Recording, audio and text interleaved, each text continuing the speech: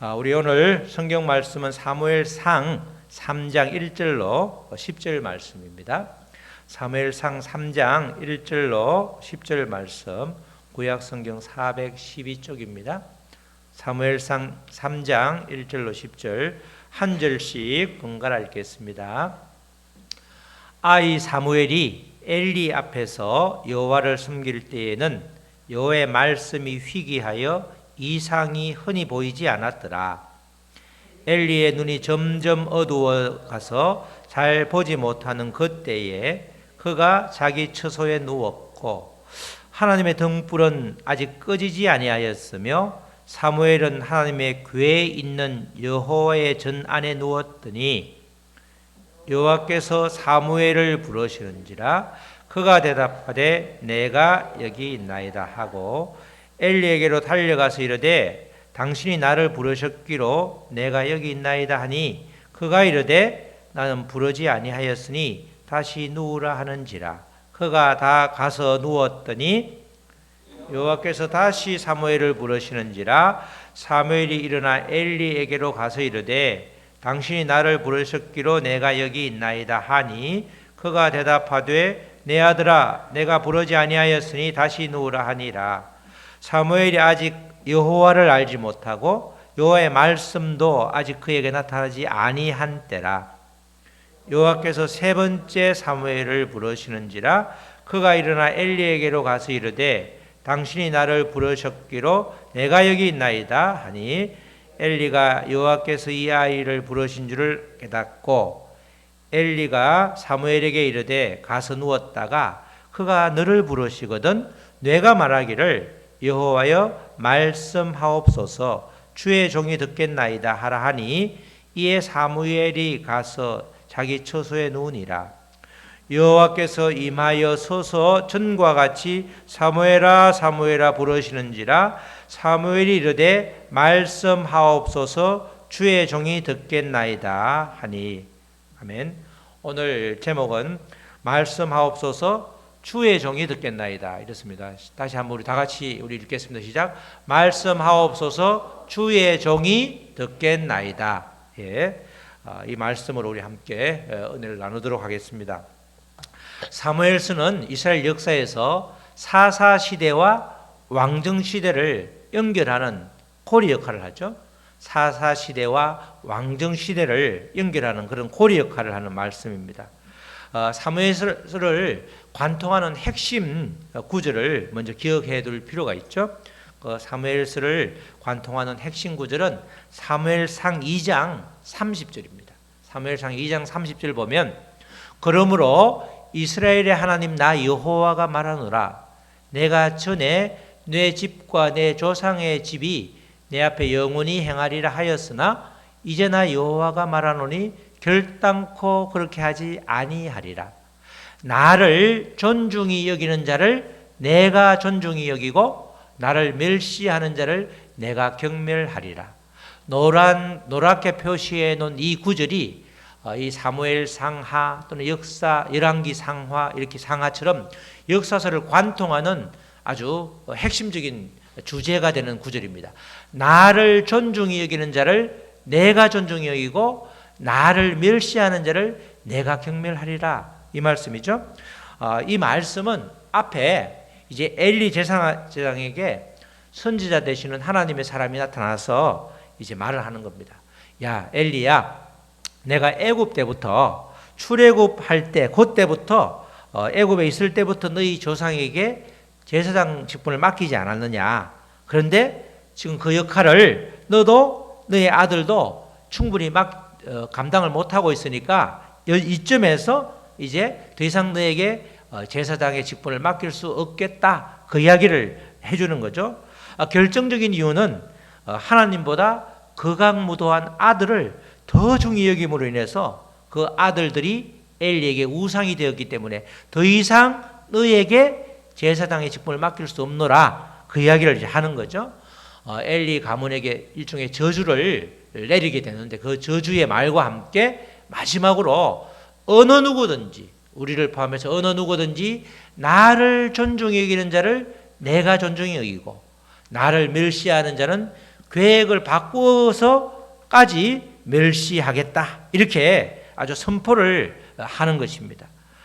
그래서 이렇게 사무엘상을 통해서 이 말씀이 이제 사무엘과 엘리 가문, 또 그리고 뒤에 사울과 다윗을 대비시키면서 하나님을 존중히 여기면 어떻게 되고 하나님을 멸시하면 어떻게 되는지 그것을 자세하게 기록해 놓은 것을 우리가 확인할 수 있는 거죠. 우리의 믿음도 마찬가지입니다. 우리가 얼마나 하나님을 존중히 여기는가, 거기에 따라서 하나님이 우리를 존중히 여기고, 우리가 얼마나 하나님을 경멸하고 멸시하느냐, 그거에 따라서 하나님은 아주 민감하게 반응을 하신다는 거죠.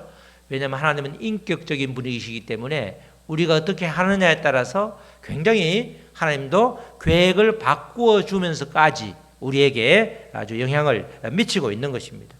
어린 사무엘의 고백을 통해서 이 시간 다시 한번 우리 신앙을 점검하고 결단하는 복된 시간이 되시기를 축복합니다. 오늘 본문은 한나의 서원대로 어린 사무엘을 하나님께 드린 후에 어느 날 새벽에 일어난 사건을 소재로 지금 말씀을 풀어가고 있습니다.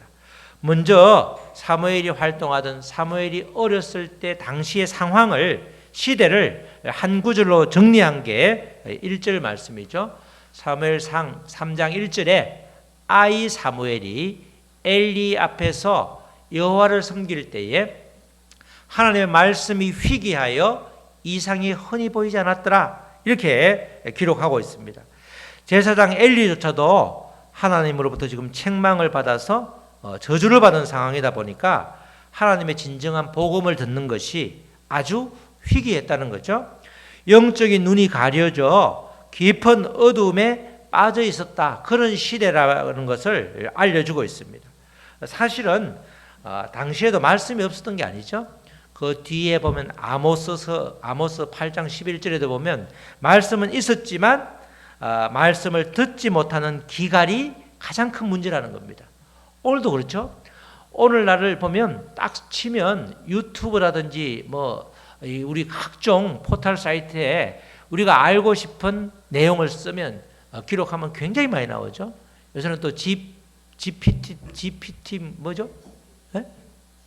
챗 GPT, 이미수 권사님 잘 하시는데 거기다가 설교 제목을 써도 그 내용이 쭉 이렇게 나와서 거의 엇비슷하게 그렇게 내용들이 잘 정확하게 추려지는 걸 볼 수 있죠.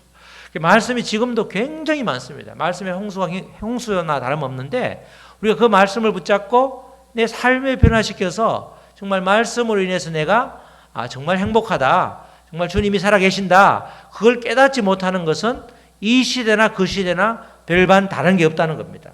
말씀이 아무리 많아도 말씀을 듣지 못하는 기갈이 가장 큰 문제라는 거죠. 이런 상황의 중심에 엘리 제사장이 있었습니다. 2절 말씀이죠. 엘리의 눈이 점점 어두워 가서 잘 보지 못하는 것들. 물론 엘리가 나이가 들어서 노환으로 눈이 어두워지는 것도 있지만 동시에 영적으로도 지금 눈이 어두워 감겨 있다, 그것을 말하는 거죠. 한 사람이 영적 지도자가 한 사람이 깨어 있고 깨어 있지 않고가 얼마나 중요한지를 그렇게 나름대로 상징적으로 보여주는 말씀이 이 말씀이죠. 사무엘이 성막에서 자라던 그 시대와 또 그때 엘리 제사장에게는 아무런 소망이 없었습니다. 시대도 제사장도 본이든 본이 아니든 하나님을 존중하기보다는 경멸하였기 때문에 그 결과는 불을 보듯 뻔한 것이었습니다. 이런 와중에 어린 사무엘은 성전에서 하나님의 사람으로 자라가고 있었죠. 그런데 이때 사무엘로서는 처음 겪는 아주 생소한 일이 일어났죠. 그게 3장 3절로 5절 말씀입니다. 6절 7절 반복되는 말씀인데 세 번에 걸쳐서 이런 일이 반복되죠. 하나님의 등불은 아직 꺼지지 아니하였으며 사무엘은 하나님의 궤에 있는 여호와의 전 안에 누웠더니, 그 당시에는 이제 저녁부터 아침까지 성전에 우리로 말하면 옛날에 호롱불 그런 것처럼 등불에 기름을 넣어서 성전을 밝혀야 되는데 하루치만, 그날 저녁에 등불에 기름을 넣으면 딱 하루만 타는 거예요. 그러니까 꺼지지 않도록 늘 성전에서 누군가 지켜야 되는데 지금 어린 사무엘이 그 역할을 했던 것 같죠. 하나님의 등불은 아직 꺼지지 아니하였으며 희망이 있는 거죠. 그 당시 하나님의 등불을 지키는 사무엘이 있었고 또 그 사무엘로 인해서 여호와의 전에 불이 밝혀져 있었는데 그때 여호와의 전 안에 누웠더니 성전에서 자는 거죠. 여호와께서 사무엘을 부르시는지라. 여호와께서 사무엘을 불렀지만 사무엘은 여호와께서 부르시는 줄 몰랐죠. 그가 대답하여 누가 사무엘아 그러니까 내가 여기 있나이다 하고 엘리에게로 달려가서 이르되 당신이 나를 부르시기로 내가 여기 있나이다 하니 그가 이르되 나는 부르지 아니하였으니 다시 누우라 하는지라 그가 다 가서 누웠더니 이렇게 표현하고 있죠. 이렇게 매일 하나님의 등불을 꺼지지 않게 하는 그 사무엘이 있었죠. 여기서 특별히 하나님의 등불 이렇게 말하면 이것은 좁게는 사무엘상에서 다윗의 가문을 말하고 나중에 확대할 때는 저 뒤에 나오는 빛 대신 예수 그리스도를 상징한다 이렇게 말할 수 있는 그런 구절입니다. 하나님께서는 어두운 죄로 물든 이 세상을 밝히고자 하나님의 등불 대신 예수 그리스도를 이 땅에 보내주셨죠. 그것을 미리 예고하는 그런 장면이 되겠습니다. 사무엘에게 이렇게 성전에서 하나님께서 부르시는 그 소리를 전혀 듣도 보도 못한 처음 겪는 일이기 때문에 당연히 사무엘로서는 하나님을 지금 성전에서 하나님을 체험하지 못했기 때문에 엘리가 부르는구나 그렇게 달려간 거죠. 이런 일이 3번 반복되었을 때 그래도 영적인 눈이 가리워져 점점 어두워지고 있었지만 엘리 제사장은 하나님이 부르시는구나 제사장의 촉으로 깨닫게 된 거죠. 그래서 이제 4번째 하나님께서 부르면 사무엘아 사무엘아 부르면 내가 여기 있나이다. 여호와여 말씀하시옵소서 주의 종이 듣겠나이다. 이렇게 말하라고 알려주는 거죠. 정확하게 어떻게 처신해야 되는지 알려주는데 그게 이제 9절 10절이죠. 엘리가 사무엘에게 이르되 가서 누웠다가 그가 너를 부르시거든 내가 말하기를 여호와여 말씀하옵소서 주의 종이 듣겠나이다 하라 하니 이에 사무엘이 가서 자기 처소에 누우니라. 여호와께서 임하여 서서 전과 같이 사무엘아 사무엘아 부르시는지라 4번째 부르죠. 사무엘이 이르되 말씀하옵소서 주의 종이 듣겠나이다. 이렇게 이제 정확하게 대답을 하고 있습니다. 아직까지는 사무엘은 하나님을 만나는 영적인 체험이 없었는데 드디어 체험을 하게 되죠. 성경에 등장하는 아주 유명한 인물뿐만 아니라 우리들도 마찬가지로 하나님의 신실한 일꾼이 되기 위해서는 하나님을 만나는 영적인 체험이 반드시 있어야 하는 것입니다. 하나님이 살아 계심을 영적 체험과 말씀을 통해서 알지 못하고 깨닫지 못하면 믿음 생활이 늘 그저 그냥 진보되지 않고 늘 그 자리에 있고 때로는 퇴보되기까지 하는 거죠. 우리가 대표적으로 하나님을 체험하고 완전히 뒤바뀐 사람이 사도 바울이었죠. 사도 바울은 정말 당시에 대단한 지식이 구약에 능통했던 사람이고 그 당시에 아주 엄청난 다소라고 하는 요새로 말하면 그 터키 쪽에서 이스라엘로 유학을 온 예루살렘으로 유학을 온 요새도 유학 가는 경우가 외국으로 유학 가는 경우가 쉽지 않잖아요. 그 당시 유학을 가서 엄청난 학문의 깊이가 있었기 때문에 구약에 정통했는데 느닷없이 예수님이라는 분이 나타나서 이 세상을 현혹하니까 예수 믿는 사람은 전부 다 사교 집단으로 생각해서 아주 굉장히 탄압을 했던 사람이죠. 그렇게 탄압을 하던 과정에 이제 여러 가지 제사장에게 군사를 이렇게 허락받아서 지금 다메섹이라고 하는 다마스커스라고 하는 꽤 먼 거리죠. 그쪽으로 지금 예수 믿는 사람을 잡으러 가다가 다메섹으로 가는 길 위에서 하나님의 음성을 듣고 완전히 바뀌게 되었죠. 하나님을 체험하고 나서 하나님이 살아계심을 체험하는 그런 영적인 체험을 통해서 그가 완전히 바뀌니까 이제는 예수 그리스도라고 말하는 사람들을 잡아서 가두는 것이 아니라 그가 죽을 때까지 예수 그리스도만 전하는 그의 복음은 전부가 다 예수는 그리스도다. 그거 말고는 아무것도 없었습니다. 1차, 2차, 3차 전도여행 때도 회당에 들어가서 예수 그리스도를 전하는 바람에 아주 죽기 직전까지 갔었고 그것을 반복하는 그의 모습을 볼 수 있죠. 이렇게 하나님을 체험하면 완전히 뒤바뀌게 되는데 어린 사무엘은 어릴 때 하나님을 체험하게 되니까 그의 인생이 완전히 하나님께 아주 그대로 붙잡혀 있는 그런 삶을 살게 되었다는 것입니다. 이렇게 지금도 이 사무엘의 그 상황이 바로 완전히 영적인 전환, 완전히 터닝 포인트가 된 거죠. 엘리 제사장이 시키는 대로 네 번째 그를 불렀을 때 그것이 바로 하나님의 음성이었구나. 즉시 무릎을 꿇고 여호와여 말씀하옵소서 주의 종이 듣겠나이다. 이렇게 반응을 하고 있는 것입니다. 정말 이 여호와께서 임하여서 전과 같이 부를 때 그대로 그는 이렇게 대답을 한 거죠. 특별히 우리가 여기에서 볼 때 여호와께서 임하여서서 이런 표현이 나오는데 이것은 하나님께서 우리 독특한 측면이죠. 하나님은 우리를 찾아오신다는 겁니다. 이게 어느 종교학을 비교 종교학이든 어느 아주 깊이 공부를 해도 직접 신이 찾아오는 그런 종교는 아무 데도 없습니다.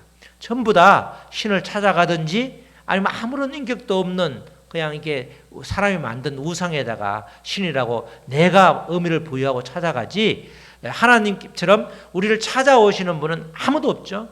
정말 낮고 천한 아주 우리의 모습에 정말 그 구유에 예수님께서 오셨듯이 하나님은 우리에게 친히 찾아오시는 하나님이라는 것을 10절에서 다시 한번 정확하게 알려주고 있습니다. 여호와께서 임하여서서 사무엘에 있던 성전에 하나님께서 찾아오셨죠. 찾아오셔서 사무엘을 부르실 때에 사무엘은 엘리가 시키는 대로 그대로 대답하였습니다. 이 말은 말씀하옵소서 주의 종이 듣겠나이다. 이 구절은 당신은 말씀하십시오. 말씀하시는 분은 하나님이죠. 우리는 누구예요? 우리는 말씀하시는 분이 아니라 듣는 존재라는 겁니다. 그래서 이 구절은 조금 자세히 말하면 당신은 말씀하십시오. 왜냐하면 당신의 종이 듣고 있기 때문입니다. 그리고 계속해서 듣겠습니다. 우리는 계속해서 말씀을 듣는 존재잖아요. 말씀을 들을 귀가 그러니까 반드시 열려 있어야지 말씀을 듣는 존재인데 말씀이 들리지 않으면 정말 엘리처럼 비참한 존재가 되는 것입니다. 하나님은 말씀하시기 때문에 주의 백성인 주의 종인 우리는 그 말씀을 듣는 자고 그래서 말씀이 들리는 것이 성도에게 가장 큰 복이고 말씀이 들리지 않는 것이 가장 치명적인 것입니다. 내가 말씀이 들리면 사는 거죠. 말씀이 들리면 사는 겁니다. 아무리 상황이 어려워도 말씀이 들리기 시작하면 이 말씀은 나에게 주시는 말씀이구나. 그게 깨달아지면 다시금 예수 생명이 들어가서 우리가 살 수 있는데 말씀이 들리지 않으면 아예 소통의 관이 꽉 막혔기 때문에 이게 도대체 내가 어디에 있는지 내가 뭘 하는지 내 삶이 왜 이런지 계속해서 원수 마귀가 참소하는 대로 이끌릴 수밖에 없는 것입니다. 말씀이 매우 희귀하였던 시대에 여호와의 말씀이 사무엘에게 임하였다는 사실은 새로운 구원의 시대를 예견하는 엘리와 엘리 제사장의 가문이 스톱되고 사무엘로 이어지게 되는데 바로 말씀이 사무엘에게 들리는 것이 그만큼 엄청난 시대적인 전환이 이루어지고 있다. 그렇게 말할 수 있는 겁니다. 바로 하나님께서 그토록 찾던 그 한 사람, 하나님의 말씀을 대언할 그 사람이 나타난 거죠. 그래서 사무엘의 한나의 기도와 하나님의 그런 아주 간절한 바람이 딱 합치되니까 사무엘을 하나님께서 주신 거죠. 오늘 본문이 속해 있는 사무엘상 3장에는 말씀을 의미하는 다바르가 15번 나옵니다. 다바르라고 해서 다바르. 이는 하나님의 말씀이 가장 중요한 주체가 된다. 그 사실을 알려주고 있는 거죠. 이스라엘 역사의 진정한 주체는 제사장 엘리도 아니고 사실 사무엘도 아니고 오직 여호와의 말씀이 말씀이라는 걸 정확하게 알려주는 겁니다. 그래서 우리는 늘 말씀이 이끄는 삶, 그렇게 말하는 거죠. 지금 다바르라고 하는 여호와의 말씀이 계속해서 15번 반복된다는 것은 하나님의 말씀이 역사의 주체가 된다. 우리를 이끄는 분도 말씀이신 예수님이고, 또 우리의 역사를 이렇게 주관하는 분도 말씀이신 주님이다. 그걸 정확하게 알려주고 있는 겁니다. 이 점을 우리가 주목할 필요가 있는 거죠. 그래서 하나님께서 말씀하실 때에 하나님의 백성이요 종인 우리들이 그 말씀을 듣고 있어야 하는데, 말씀을 들을 귀가 막힌 것이 가장 큰 문제라는 겁니다. 말씀이 들리지 않으면 하나님과의 소통 자체가 되지 않게 되고, 그러면 날마다 영적 전쟁을 치르고 있는 상황에서 우리는 원수 마귀와 싸울 수 있는 무기가 없기 때문에 백전백패의 쓴맛을 보게 되는 것입니다. 지금 우크라이나가 하고 러시아하고 전쟁을 하고 있지만 다들 지금 핵무기를 못 쓰는 과정에서는 백병전은 없죠. 사람과 사람이 맞닥뜨려서 옛날처럼 긴 창으로 찌르고 이런 게 아니고 무기가 떨어져서 문제가 되는 거죠. 북한에서 몇십만 톤을 가지고 아주 엉터리 포탄을이라도 쏘아가지고 불량률이 50%가 넘어가도 무조건 쏘아야 되니까 그렇게 해서 지금 싸우고 있는데, 우리가 말씀이 들리지 않는다고 그러면 우리는 무기가 아예 없다는 뜻이죠. 그러면 뻔히 보고도 원수 마귀에게 당할 수밖에 없는, 그래서 영적 싸움인 매일같이 반복되는 영적 싸움에서 우리가 질 수밖에 없는 그런 상황이 되는 것입니다. 하나님의 선지자 엘리 제사장 가문, 이제 더 이상 쓰지 않는 것은 바로 그의 아들 홈리와 비느하스가 하나님을 존중하지 않고 경멸하였기 때문에 그렇게 되는 것이죠. 하나님을 경멸하는 것은 특별한 것이 아닙니다. 바로 하나님을 내 인생에서 최고의 우선순위에 두지 않고 산다, 그게 쉽게 말하면 하나님을 경멸하는 거죠. 엘리는 두 아들을 진짜 너무너무 귀하게 여긴 나머지 그냥 성전에서 하지 말아야 될 제물에다가 푹 찔러가지고 제사를 다 지내고 나서 그 다음에 이제 제사장 몫이 다 구분되어 있는데, 제물을 하나님이 취하기도 전에 칼로 푹푹 찔러가지고 그 아주 맛있는 것만 자기가 먹으니까 그걸 나이 많은 아버지가 말을 해야 되는데 말을 못하는 거예요. 자녀를 훈육을 해야 되는데 훈육을 하지 못하니까 그냥 아버지도 아들도 거대해서 끝나게 되는 그런 일이 이제 벌어진 거죠. 하나님을 경멸하는 것은 이처럼 자식이든 물질이든 나의 지식이든 무엇이든지 하나님보다 그것을 더 위에 올려놓는 것, 내 인생에서 최고의 우선순위가 하나님이 되지 않는다고 그러면 그게 다 하나님을 경멸하는 것이에요. 나는 하나님을 날마다 경멸하면서 왜 나에게는 복을 주지 않느냐, 이렇게 우리가 말한다는 것은 일종의 언어도 아니고 뭔가 앞뒤가 바뀌었다, 그것을 오늘 말씀을 통해서 우리에게 알려주고 있는 거죠.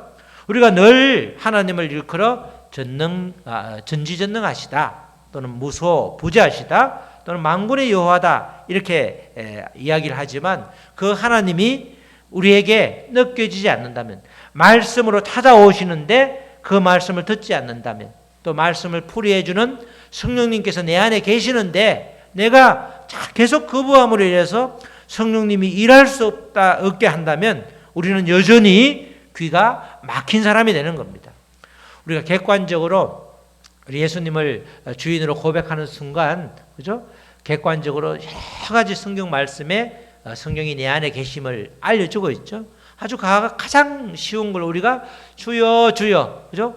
하나님을 아버지라고 부르는 것, 그죠? 우리가 은혜를 사모하는 것, 이런 마음을 주시는 것, 사랑하고 싶은 마음이 생기는 것, 사랑의 마음이 생기는 게, 이게 전부 다 내 안에 계신 성령님께서 일하시는 거잖아요. 우리는 객관적으로 성령이 내 안에 계시는데 자꾸 나는 성령이 나하고 상관이 없다, 나는 안 믿는다, 이상하게 자꾸 거부하는데 객관적으로 와 계시는 거죠. 그분이 일할 수 있도록 그분이 말씀을 풀이해 주기 때문에, 성령님 이거에 무슨 뜻이에요? 라고 하면 풀이해 주기 때문에 그 말씀을 듣고 성령을 초청함으로써 성령이 인도해 주시기를 바라면 우리는 말씀이 들리게 되는 겁니다. 그렇기 때문에 예나 지금이나 말씀하옵소서 주의 종이 듣겠나이다, 이런 자세로 주님께 마음을 활짝 열고 다가갈 때 정말 생명의 말씀이 들리게 되고 그것이 우리의 삶의 실제가 되면 우리는 하나님을 날마다 경험하게 되는 겁니다. 하나님을 날마다 경험하면 우리가 말씀으로 보장되어 있기 때문에 그 어떤 상황에도 원수 마귀에게 넘어질 이유가 하나도 없는 것입니다. 사랑하는 성도 여러분, 하나님을 존중히 여기는 자를 하나님께서는 축복해 주십니다. 반대로 하나님을 경멸하는 자, 다시 말해서 하나님을 최우선순위에 두지 않으면 하나님은 애초의 계획을 바꾸시기까지 하여서 멀리 하시는 것입니다. 무엇보다도 이런 어리석음을 범하지 않기 위해서는 아이 사무엘처럼 말씀하시옵소서 주의 종이 듣겠나이다 라고 하는 신실한 태도를 우리가 취해야 하는 것입니다. 하나님은 늘 우리 앞에 화와 복을 두시면서 우리에게 선택권을 주시죠.